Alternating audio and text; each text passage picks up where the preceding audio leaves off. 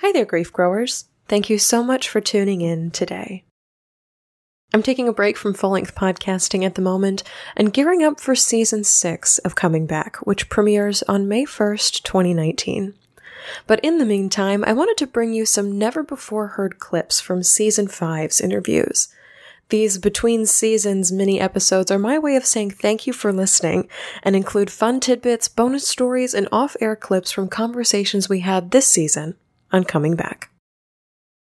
On this In the Meantime episode, I'm highlighting a story from my interview with Dr. Sharon Prentice, who appeared on episode 73 of Coming Back. Dr. Prentice had a tricky, honestly pretty bitter relationship with God and religion because of the death of her daughter until her shared death experience with her husband occurred. I asked her if she ever went back and made reparations with the people whose beliefs she'd previously judged and mocked. Here's what she had to say.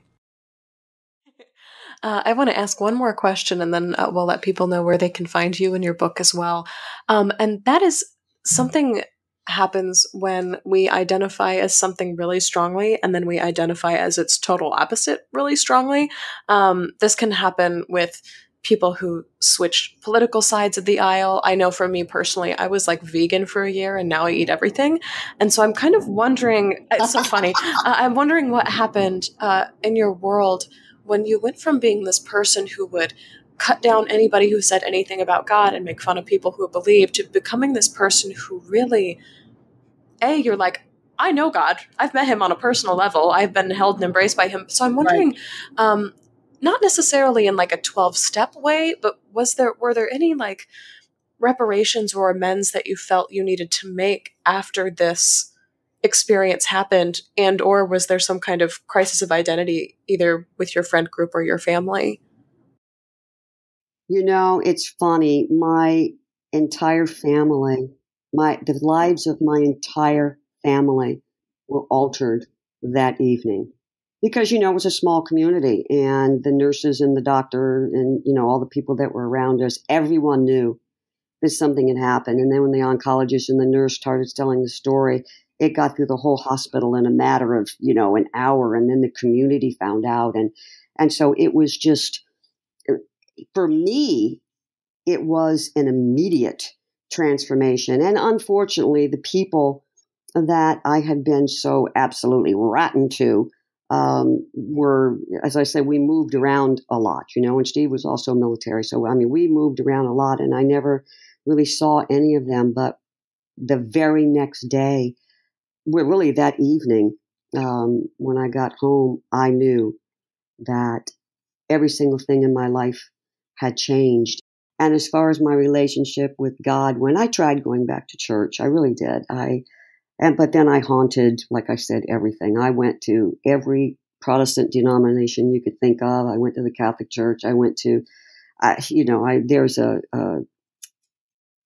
went to see a monk who lives in Washington D.C. As a matter of fact, because I moved back here to Virginia when my husband died, because this is where my parents lived. And I just sought out all of these people and talking about all of these things. I wanted to talk about it. I wanted to learn about it because I was different. And just know, it's hard to explain, but just knowing that you are that thought of God, good Lord, what a total absolute transformation that was for me. And it's not that I'm this perfect person, because I'm not. Okay, I'm absolutely not. And I always try to be kind, and I always try to be understanding. And do I fail? Oh, yeah. I fail just like everybody else does. Okay, there are times when all I want to do is throttle somebody, But there's no maliciousness left in me. And I think if I ever tried to be malicious, that would probably make me gag too.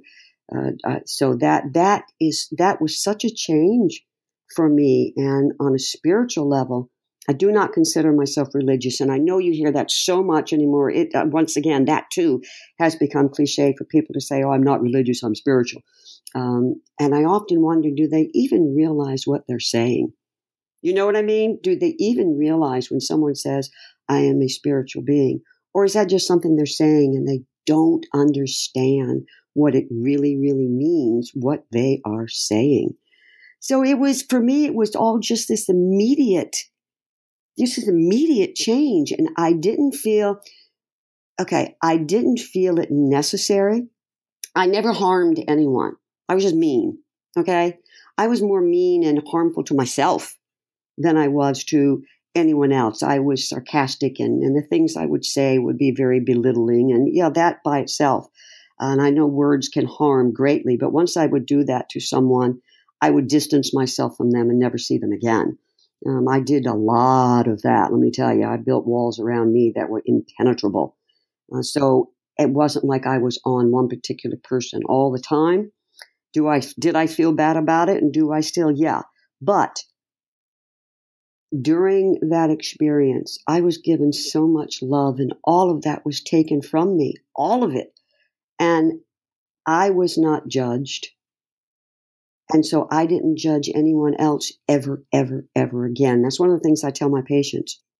It is not your place to judge. Okay.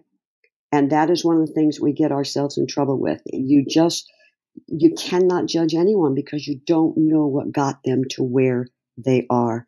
And people will say to me, you judge people all the time by what you do. No, I do not. People come to me for help, and my pointing out to them the issues that brought them to me, that is not judgment. That makes sense to you? There's a difference between dishing out opinions and being come to for advice, though, too. Yes. Which is why it's so exactly. important. I mean, and this circles back to grief as a whole as well, for people who are helping people who are grieving to not meet them with platitudes, but if asked, can you help me with this? Can you recommend a book for that? Can you teach me how to make this recipe? Whatever. Then here's what they're looking for, and you can provide something. Other than that, your job is to sit and witness. So I think there's some mirror echoes in there in terms of judgment versus advice, because I think they can be perceived as the same thing, but one is sought out and the other one is unwelcome. I hope you enjoyed this In the Meantime episode of Coming Back. If you'd like to listen to my full conversation with Dr. Sharon Prentice, check out episode 73 of Coming Back, called There Just Ain't Words to Explain This, with Dr. Sharon Prentice.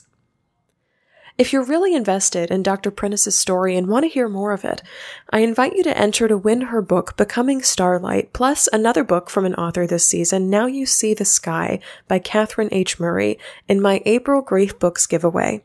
Just head to my website, shelbyforsythia.com, click the banner at the top of the page, and type in your email address on the giveaway page for your chance to win. One Coming Back podcast listener will receive Dr. Sharon Prentice's book, Catherine H. Murray's book, and a set of Coming Back podcast stickers. It is a totally free way to win some extra bonuses from listening to the show. You can find the link to enter to win in the show notes for this episode. Just a heads up that this giveaway closes on April 30th at midnight, so take a few seconds right now to pause this podcast, click the giveaway link in the show notes, and enter my grief book giveaway. And lastly, grief growers, if you have questions about grief and loss, or want to share your story in a group of people who just get what it's like, join me this Monday, April 22nd at 8:00 p.m. Central for my monthly live Google Hangout. This event is for Patreon supporters of this podcast, the people that pledge to keep the show going, but if you'd like to join us, there is still time to pledge and do so. Just $1 per month gets you access to the link to enter the live call on Monday. Pledge now at patreon.com/shelbyforsythia and unlock lots of private posts, including grief recordings, blogs, and videos, as well as the link to join us live. Absolutely no fancy software required on April 22nd. You can also find a link to my Patreon page in the show notes for this episode, as well as on my website, shelbyforsythia.com. That's where you can find me in the meantime. Season 6 of Coming Back returns in just a few weeks on May 1st, 2019.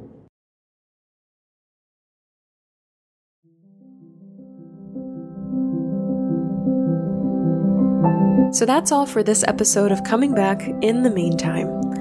While I'm away from the mic, you can find updates on me, this podcast, and my travels on Facebook, Instagram, YouTube, and some extra behind-the-scenes stuff, including my monthly Ask Me Anything hangout, always on Patreon. I am still taking grief coaching clients during my time away. Head to shelbyforsythia.com/grief-coaching for more information on all the courses I offer and to fill out an interest form.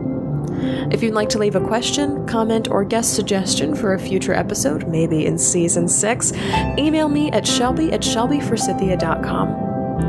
As always, my dear grief growers, it was beautiful sharing this space and time with you today.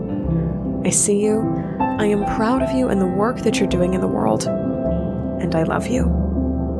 Because even through grief, we are growing.